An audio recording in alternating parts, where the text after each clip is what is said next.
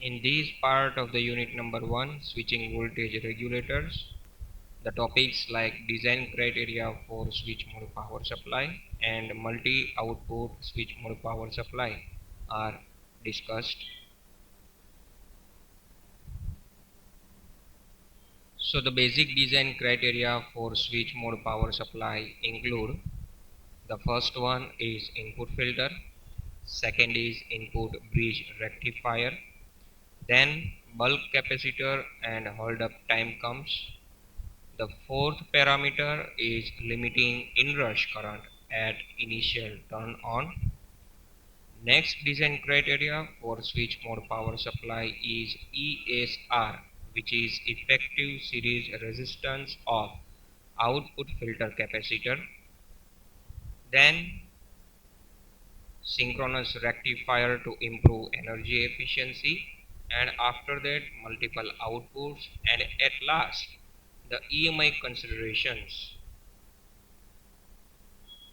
So these are the 8 design criteria one has to look for while designing switch mode power supply for a specific application. Now let us understand each of the design criteria in detail. So starting with the input filter. So the first design criteria for switch mode power supply is the input filter. A simple low pass filter such as single stage filter consisting of inductor and capacitor may be used at the input of the SMPS to improve the power factor of the operation as well as to minimize the conducted EMI. We know that the input to the switch mode power supply is DC, but it may happen that applied DC may not be pure and steady. So for making that DC pure and steady, this type of filter can be used. From the energy efficiency standpoint, this filter should have as little power loss as possible so that the overall efficiency of the switch mode power supply cannot be compromised. However, one must consider the possibility of oscillations in the presence of such a low loss filter. The reason: the filter has components like inductor and capacitor. So there are chances of generation of oscillations into the system. And if an adequate damping is not provided, then that oscillations may exist permanently into the system and it may produce unexpected behavior from the switch mode power supply. So the input filter capacitor should be chosen to be as large as possible and additional damping elements should be included. Next comes input bridge rectifier. This is the diagram for input bridge rectifier. If switch mode power supply has an AC input, which means readily DC supply is not available, then the first stage is to convert input to DC, and this is called rectification. An SMPS with a DC input does not require this stage, obviously, because readily DC supply is available, then no need to have rectification process in the switch mode power supply. In some power supplies, the rectifier circuit can be configured as voltage doubler by addition of the switch operated either manually or automatically.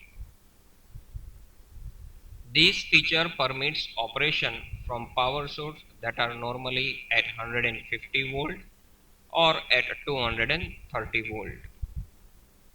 The rectifier produces unregulated DC voltage which is then sent to a large filter capacitor to eliminate ripples and make this DC pure. The current drawn from the main supply by this rectifier circuit occurs in short pulses around the AC voltage peaks. These pulses have significant higher frequency energy and that reduces the power factor. The rectifier itself is considered as a nonlinear load, so it has tendency to degrade the power factor at the AC side. Next criteria for switch mode power supply is the bulk capacitor and hold up time. The DC link capacitor CD, usually referred as the bulk capacitor. It reduces the voltage ripple in the input to the DC-DC converter. In addition, it also provides a hold-up time, during which the regulated supply keeps on providing the output voltage in the absence of AC input voltage caused by a momentarily power outage.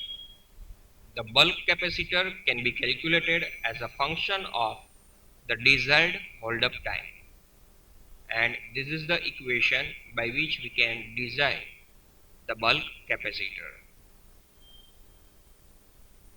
where VD minimum is chosen to be in the range of 60 to 75% of the nominal input voltage, and that is denoted by VD nominal, and eta is the energy efficiency of the power supply. After that, limiting inrush current during the initial turn on. So when the power switch to the supply is initially turned on, the bulk capacitor initially appears as a short circuit across the AC source.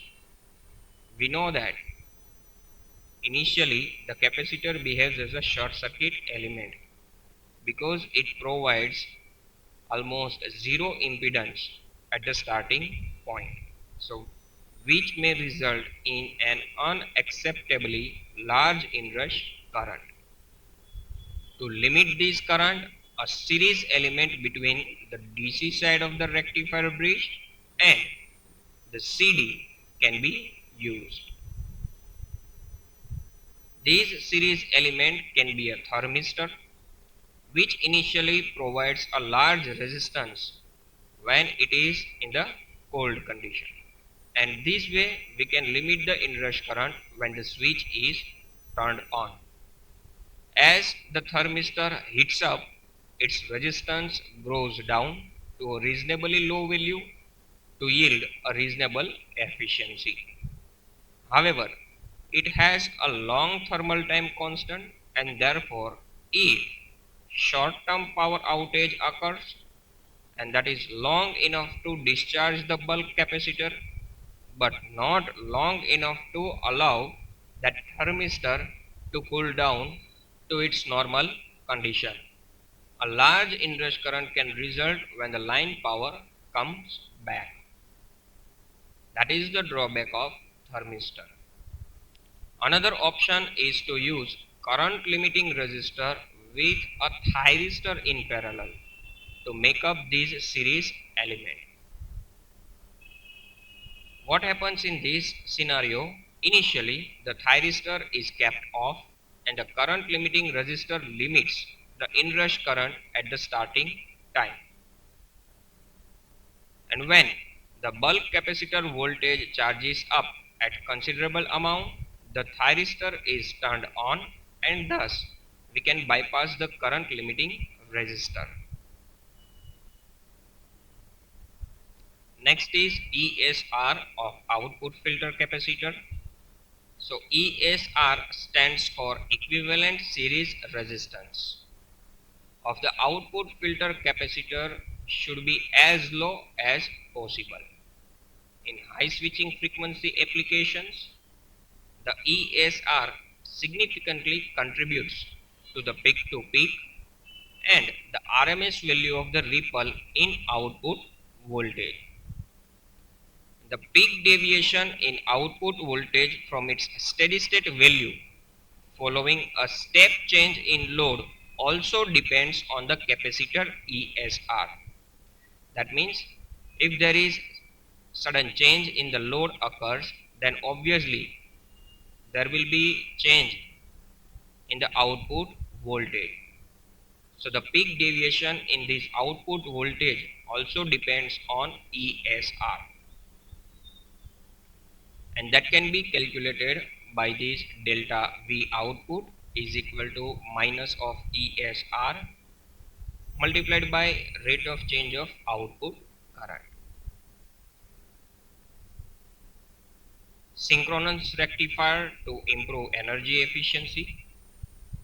In switching power supply with a low output voltage, the diodes in the output rectifier stage can be the biggest source of the power loss.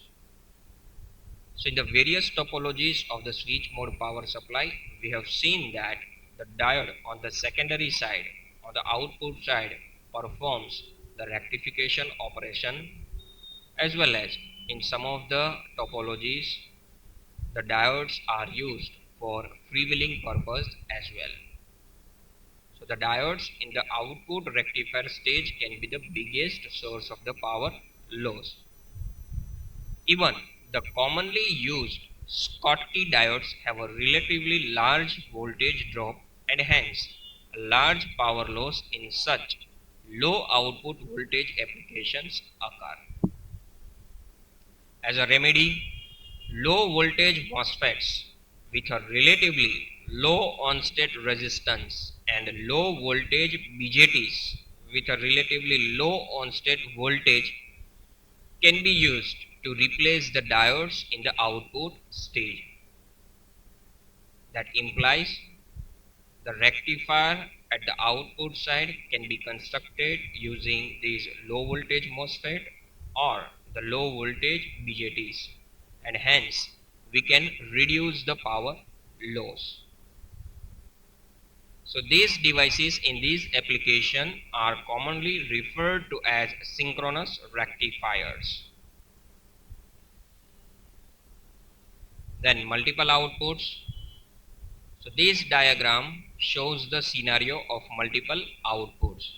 We can say that the transformer has multiple secondary windings and each secondary winding is fed to the rectifier plus filter unit, and we get one output from this one unit.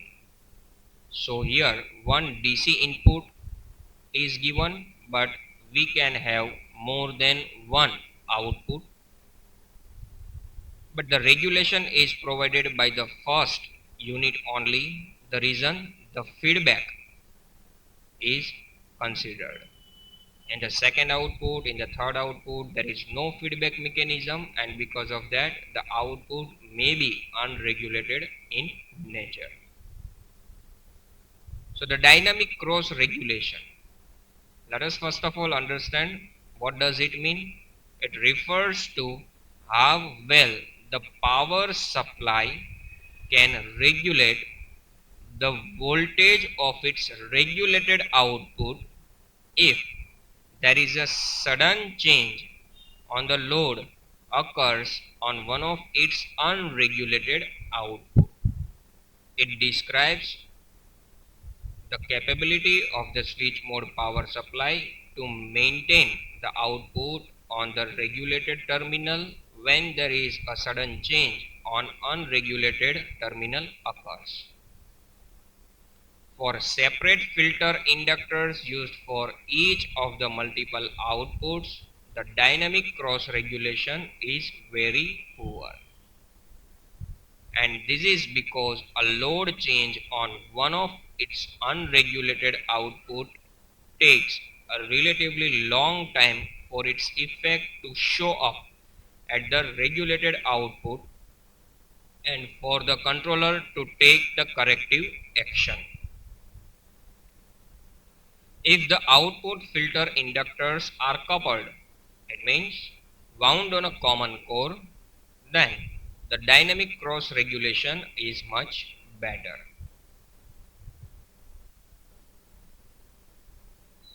The last parameter is the EMI considerations. Based on the standards, while designing the switch mode power supply, one has to ensure that The conducted and radiated EMI specification must meet with the proper standards. Now let us understand the multi-output switch mode regulators. So this diagram shows the non-isolated DC to DC converter having multiple outputs. Two outputs VOA, which is across the capacitor CA, and VOB, that is across the capacitor CB. These two outputs share the inductor L and the switch S1. At the first, energy is being stored into the inductor by turning on this switch S1, and once the current through the inductor reaches at the maximum permissible value, the switch S1 is turned off. After that, SA is turned on so that inductor L transfers its energy into the load A. During that time, SB is kept off. A zero current detector senses the inductor current, and when the inductor current reaches to 0, SA is turned off. Thereafter, once again S1 is turned on and inductor is charged. And when the current through inductor reaches at the maximum value, S1 is turned off. And after that, SB is turned on and inductor delivers its energy into the second load, which is connected across capacitor CB, and during this time SA is kept off.